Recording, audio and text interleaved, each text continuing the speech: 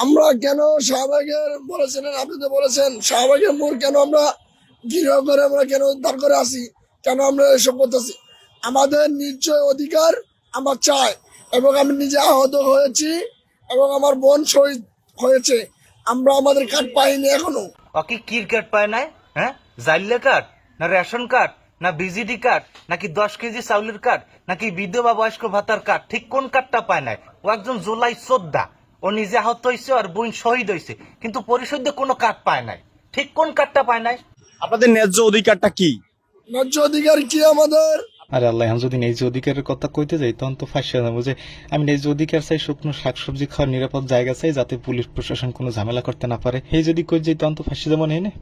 আরে আল্লাহ রে, আপনারা কি কি কি দাবি নিয়ে এখানে দাঁড়াইছেন? আমাদের দাবি হলো, সেটা আমি বলতে পারি না, দুঃখিত ভাই।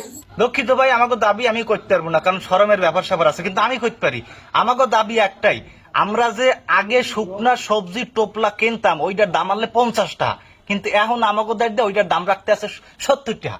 এই জন্য আমরা দাবি জানাই যে এই যে শুকনা যে সবজির টোপলা ওইটা আমাকে দেখতে আগের নান 50 টাকা হিরা হোক, যাতে আমাকে উপরে জুলুম করা না হয়, এই ন্যায্য দাবি আমরা জানাই। আপনারা শাহবাগের সড়ক অবরোধ করে দাঁড়িয়ে আছেন অথচ আপনারা জানেন না? এটা আমাদের এখনো বলা হয় নাই। আমাকে এখন পর্যন্ত বলা হয় নাই যে এই জায়গায় আমাকে কেন আনা হয়েছে। ভাই আমাকে কইছে যে তোকে 1 ঘন্টায় 100টা, 3 ঘন্টা খারাইলে 300টা।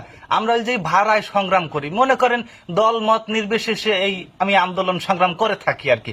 এই জন্য আমাকে কইছে যে তোকে টাহায় নিয়ে যাবো ওই জায়গায় দিয়া, তোকে আন্দোলন করবো, তোকে তার আন্দোলন করাবো, তোকে টাহা দিব শেষ। আমাকে কিন্তু কওয়া হয় নাই যে কিরপিন আমাকে এখানে আনা হয়েছে।